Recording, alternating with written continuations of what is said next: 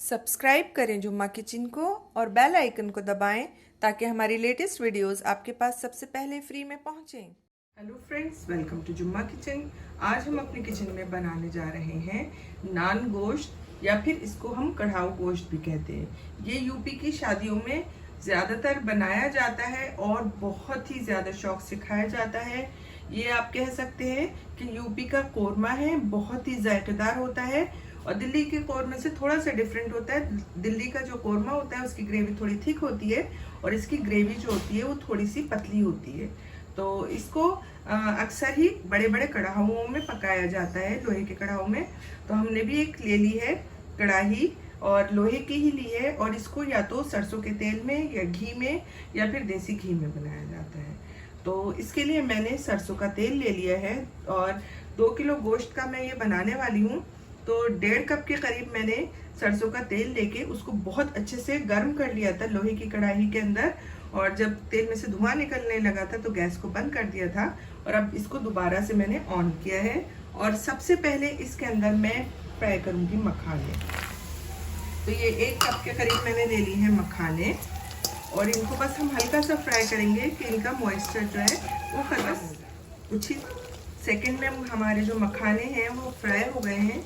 इनको अब हम एक प्लेट में निकाल लेते हैं। खाने हमने प्लेट में निकाल लिए हैं। अब हम डालेंगे इसके अंदर 4 हरी इलायची, 4 लौंग और 5 के तेजपात के पत्ते जो कि मैंने धोकर डाले हैं। और साथ ही में मैं डाल देती हूँ इसके अंदर गोश्त। 2 किलो मैंने बड़े का गोश्त लिया है क्योंकि ये ज़्यादातर बड़े के गोश्त में ही बनाया जाता है। अगर आप चाहें तो बकरे का गोश्त भी ले सकते हैं, और थोड़ी छोटी साइज़ की मैंने इसकी बोटियां बनवाई। ये हम डाल देते हैं अपनी कढ़ाई में।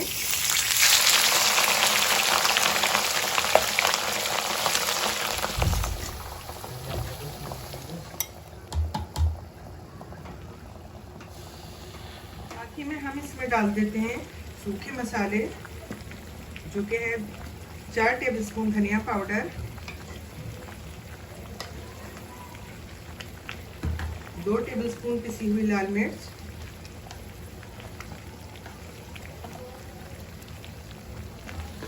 2 ही टेबलस्पून नमक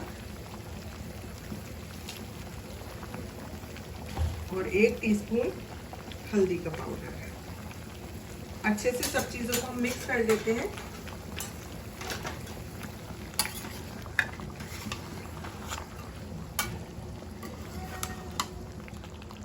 सभी स्पाइसेस हमने इसमें डाल दिए हैं।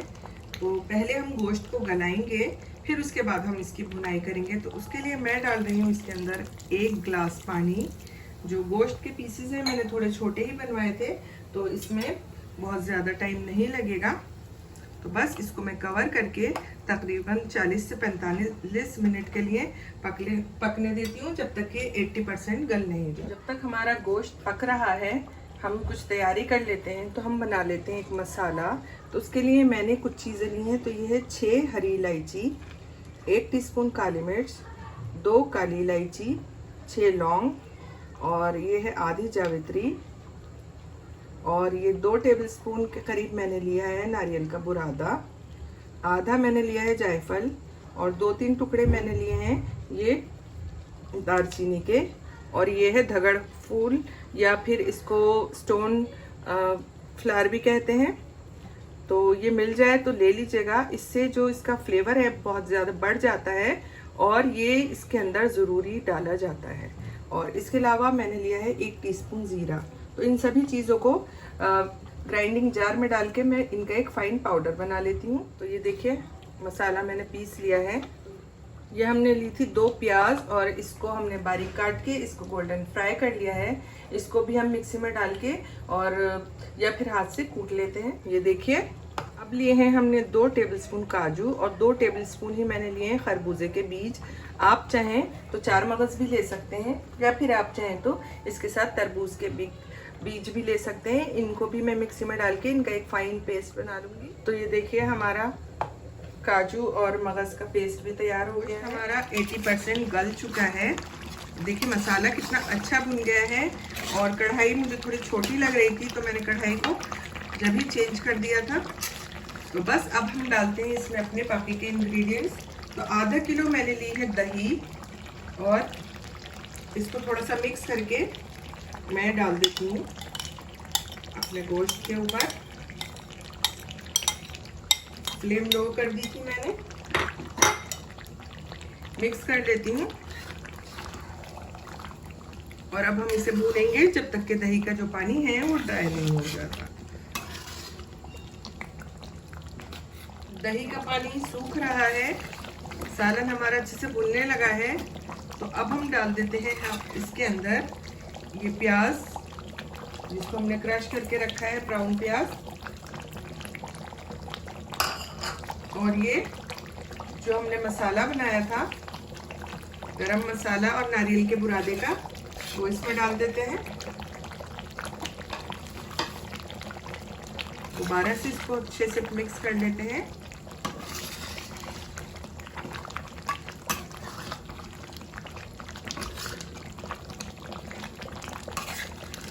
जब भी इसको आप बनाएं तो भारी पैंदी का बर्तन लीजिएगा। ये देखिए गोश्त अच्छे से भुन गया है। अब हम डाल देते हैं इसके अंदर तो काजू और मगज का हमने पेस्ट बनाया था।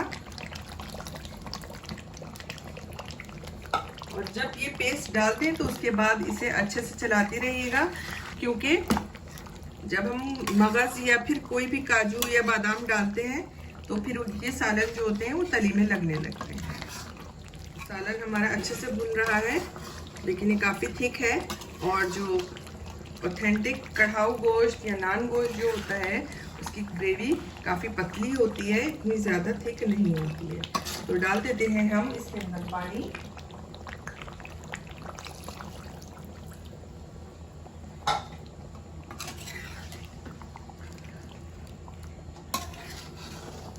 थोड़ा पानी अभी और जाएगा, तकरीबन 1 कप मैंने डाल दिया है।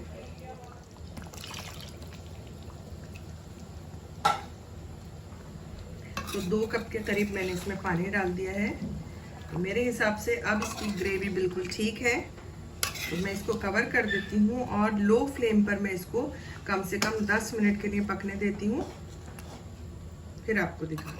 तो देखिए ग्रेवी हमारी तैयार हो गई है। इतना ज़बरदस्त ये नज़र आ रहा है और खुशबू इसकी बिल्कुल जो देगी स्टाइल जो ये सालन होता है नान गोश्त, बिल्कुल सेम खुशबू है।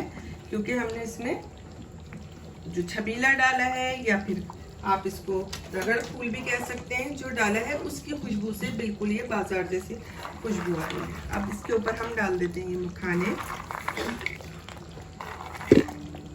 साथ ही में हम डाल देते हैं इसमें 1 टीस्पून